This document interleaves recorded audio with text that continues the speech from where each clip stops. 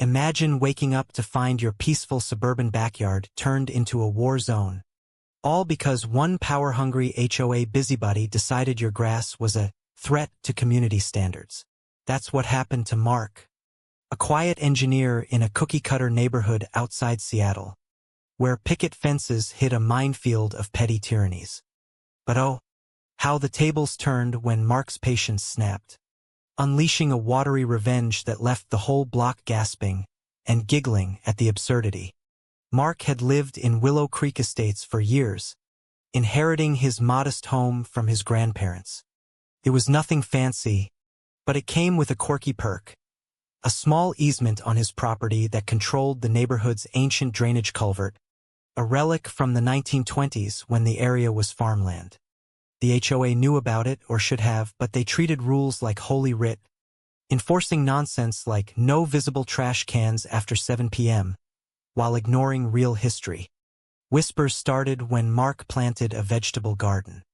"Eyesore," the neighbors muttered, egged on by Brenda, the HOA president. Brenda was a plump, perpetually scowling woman in her 50s, always in starched blouses and pearls, preaching order and harmony like a discount dictator.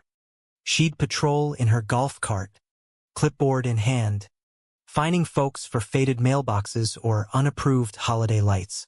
The trouble ignited one sunny afternoon.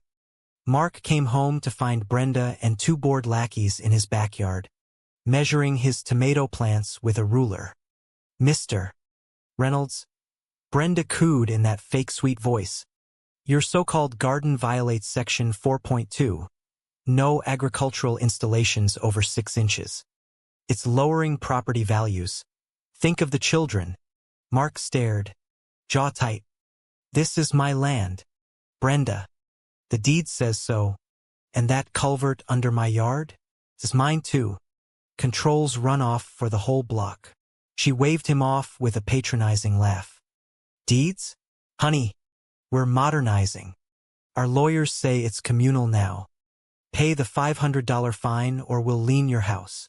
That night, the gossip exploded on the neighborhood Facebook group. "Mark's turning our paradise into a farm. Who's next?" Lies twisted. Someone claimed he was breeding pests. Another said he was anti-community. Mark said nothing, just watched, noting every post, every snide glance at block parties. Things escalated when Brenda announced her crown jewel, a lavish community pool on the green space abutting Mark's yard. "For unity," she beamed at the monthly meeting, her chins quivering with self-importance. But the plans ignored the culvert. Her top surveyors dismissed it as obsolete. Mark sent certified letters, quoting the original plats, building their risks flooding if the culvert's managed per my rights. Brenda's reply? A smarmy email. "Mark, dear, progress waits for no one. Join us or step aside. Maybe we'll comp you a lounge chair." Construction roared on, cranes clawing earth feet from his fence. Neighbors cheered, but Mark documented it all. Photos of stakes inching onto his easement. Videos of Brenda barking orders like a drill sergeant.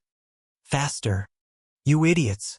We need this pool sparkling for the gala," she'd yell, her face flushing purple. Mark endured the slander. That recluse Mark's jealous, staying silent, but inside, he plotted. The pool filled just as autumn rains loomed, Brenda strutting like she'd conquered Rome. The climax hit on a stormy Friday. Gala invites already out. Mark slipped into his backyard at dusk, tools in hand. The culvert's rusted valve, hidden under ivy, groaned as he twisted it shut.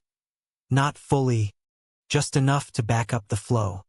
Grandpa always said, "Control the water, control the peace," he muttered. Rain hammered down overnight, and by dawn, the Unity pool was a swamp. Water bubbled up, submerging lounge chairs, turning the deck into a muddy lagoon. Brenda arrived in a panic, wading in heels. "What the? This is sabotage," she shrieked at workers.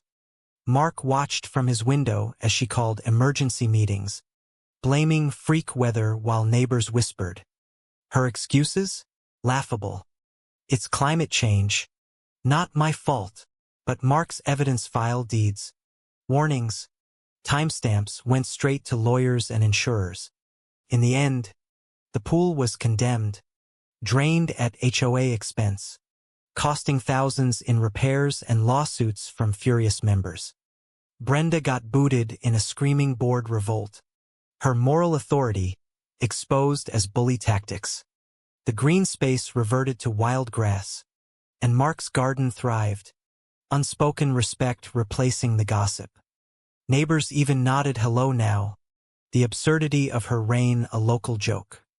But as Brenda slunk away, defeated and dripping, one had to wonder, was Mark the villain for wielding his hidden power, or was justice just a splash away? Was Mark wrong to flood the pool, or did Brenda deserve every drop of that karma?